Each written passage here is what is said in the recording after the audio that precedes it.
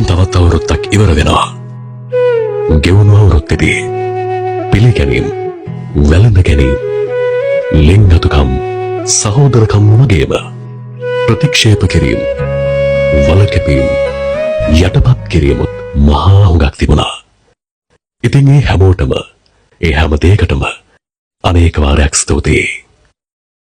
හිතවතුනි, ලබන අවුරුද්දේදී අපි අලෙත් හමු වෙමු.